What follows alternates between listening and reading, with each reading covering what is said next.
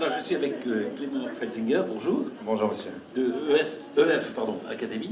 EF Academy, c'est une structure qui place des élèves dans des écoles qui sont à Oxford, à New York ou à Los Angeles. Hein.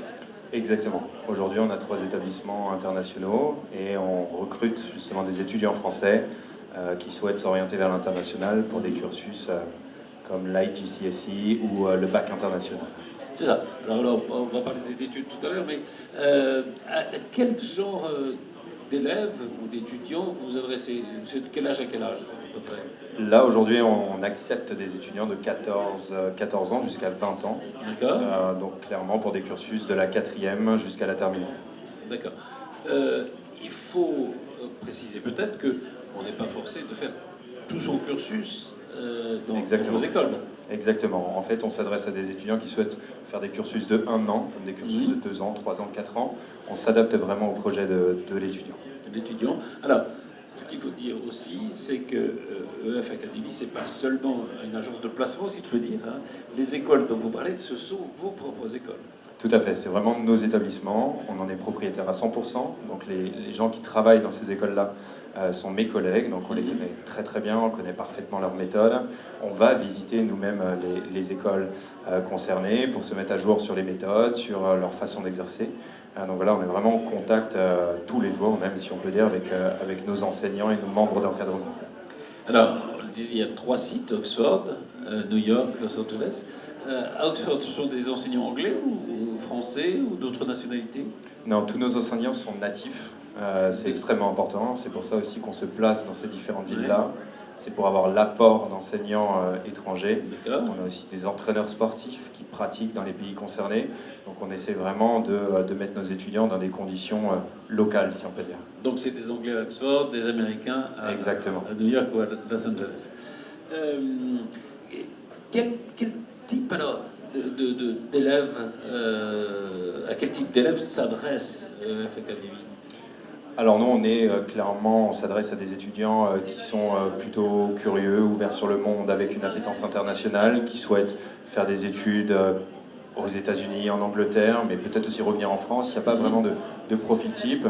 On recherche vraiment des étudiants ouverts sur le monde, curieux, bien sûr bon élève, c'est ce qu'on observe. Et est-ce qu'il faut connaître, si on veut aller aux États-Unis ou en Angleterre, est-ce qu'il faut déjà pratiquer la langue anglaise? Oui, tout à fait. Oui. Parce que tous les cours... Il faut un niveau. Exactement. Et ce niveau, on le teste, nous, grâce à des tests internes notamment, ou par des résultats TOEFL, IELTS, tous ces tests-là en anglais. Des tests qui existent. Exactement. Mais comment ça se passe? Par exemple, une famille vient vous voir en disant, voilà, je voudrais que mon fils voudrait aller 1 an, 2 ans, enfin, à Oxford, à New York, à Los Angeles. Oui. Vous testez d'abord ses aptitudes? Comment ça se passe? Tout à fait. En fait, on va demander à l'étudiant de nous fournir ses bulletins scolaires, donc de l'année en cours, de l'année précédente, de passer un test d'anglais en ligne. Et après, on passe aussi, bien entendu, par 1 voire 2 entretiens, un avec moi, ici sur Paris, et un autre sur Skype, par exemple, avec nos responsables d'admission qui sont aujourd'hui basés à Zurich. C'est des personnes d'expérience qui ont travaillé dans les écoles ou qui y travaillent encore, et qui, justement, vont interviewer nos étudiants pour connaître leurs aptitudes académiques, leur niveau en anglais, mais aussi pour connaître leurs projets, leurs passions, ce qu'ils veulent faire plus tard. Alors, on suppose que voilà, vous trouvez que l'élève correspond aux critères. Alors après, il choisit le lieu. Donc, je répète, Oxford, New York, Los Angeles, en fonction de ça, c'est en fonction quoi, des désirs de chacun. Oui, tout à fait. Et après, c'est aussi en fonction... Est-ce qu'il y a une spécificité de l'enseignement dans un ou Non, c'est aussi surtout en fonction de ce qu'il souhaite faire plus tard. Par exemple, après son diplôme, pour un étudiant qui nous dit d'avance, je veux étudier la littérature à Oxford, on ne va pas forcément l'orienter sur une de nos écoles américaines. On préfère le mettre directement dans un contexte anglais, académique, pour qu'il puisse aussi s'imprégner de la culture. Donc voilà, on s'adapte vraiment au profil de l'étudiant. D'accord. Dans l'enseignement anglo-saxon, d'une façon générale, il y a une place importante qui est accordée au sport. Est-ce que c'est le cas dans vos écoles? Oui, tout à fait. En fait, sur le système éducatif international, il y a une partie académique qui va en général de 9h le matin jusqu'à 15h l'après-midi. Et après, on a toute une variété de clubs et activités. Donc, bien sûr, des clubs sportifs. On a même des équipes qui concourent au niveau high school, par exemple, avec des entraîneurs. Dans nos campus, on a des infrastructures comme des cours de tennis, des piscines, des terrains de basket. Donc on est capable d'entraîner nos équipes.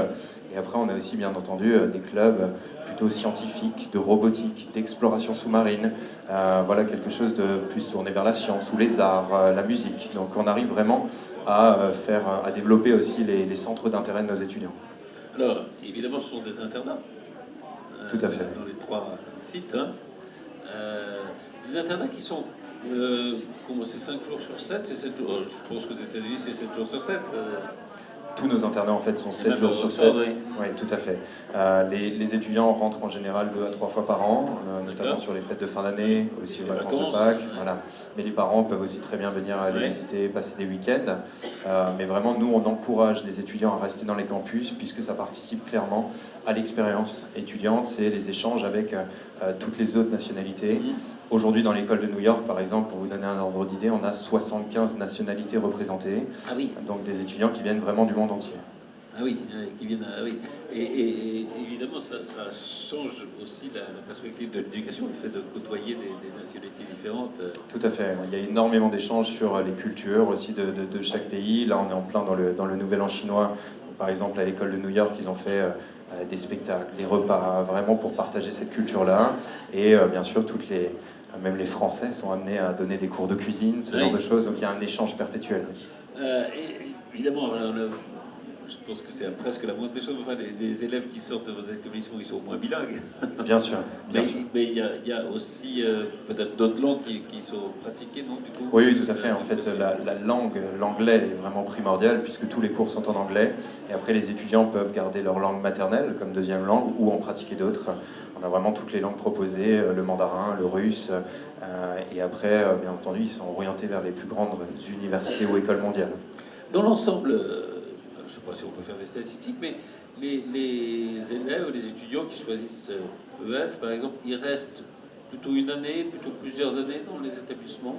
En général, c'est très variable. C'est variable, mais on a plutôt des cursus de 2 ans et plus, puisque notamment le bac international se passe en 2 ans sur les années de première et terminale. C'est les années 11 et 12 sur le système international. Donc là, c'est vraiment une continuité. Mais après, on a de plus en plus de profils différents qui viennent, par exemple, juste pour une année de seconde, pour tester le système. Qui disent, bah, tiens, ça me plaît, je vais continuer. Et qui peuvent continuer après. Oui, il y en a qui peuvent rentrer un essai d'un an. Voilà, qui peuvent choisir aussi après de rentrer sur le système français s'ils le souhaitent. Le coût, le prix. Là aujourd'hui, pour une scolarité complète, avec l'internat, les repas, les activités, toutes les assurances, on essaie vraiment de faire quelque chose de tout compris pour nos étudiants, leur faciliter la vie aussi. Alors, on est sur un budget équivalent à 50-55 000 euros l'année. L'année, c'est ça. Après, ça dépend évidemment peut-être des établissements ou non. C'est à peu près un prix commun à toutes nos écoles. Oui, tout à fait. Il y a un site internet sur lequel on peut vous retrouver, je suppose? Bien sûr, c'est efacademy.com. Et nous, on a un bureau ici sur Paris où on accueille aussi les étudiants qui souhaitent se renseigner et on se déplace dans toute la France pour être au contact de nos étudiants. Un mot sur les établissements proprement dit, que ce soit à Oxford, à New York, à Los Angeles. Par exemple, aux États-Unis, c'est un peu des campus à l'américaine? Tout à fait, tout à fait. En fait, les modèles des écoles ne sont pas du tout les mêmes. Par exemple, sur Oxford, on sera sur une école de 250-300 étudiants, petite école, très familiale, dans le centre de Oxford, donc très académique aussi. Et sur les États-Unis, New York, Los Angeles, on est sur des plus gros campus, très sécurisés aussi, puisqu'on accueille des étudiants assez jeunes. Oui. Et là, on sera plutôt sur 650-700 étudiants. Ah oui, d'accord. Et évidemment, si des je sais pas, parents habitent Londres ou New York ou Los Angeles, évidemment, on peut mettre ces enfants-là. Il y a aussi un externat Oui, tout à fait. L'externat est possible. On accueille aussi des étudiants, même américains ou anglais, dans nos écoles, tout simplement parce qu'aujourd'hui, on a de très très bons résultats académiques. On est en moyenne 20% au-dessus de la moyenne nationale. Donc ça attire aussi des étudiants locaux qui, eux, sont de toute façon externes. Et on a quelques étudiants dont les parents travaillent ou habitent à New York, par exemple, et qui rentrent chez eux le soir. Il y a un externat possible. Tout à fait. Cette question. Donc ça s'appelle EF Academy. Eh bien, merci beaucoup, Clément Felsinger. Merci à vous, monsieur. Merci.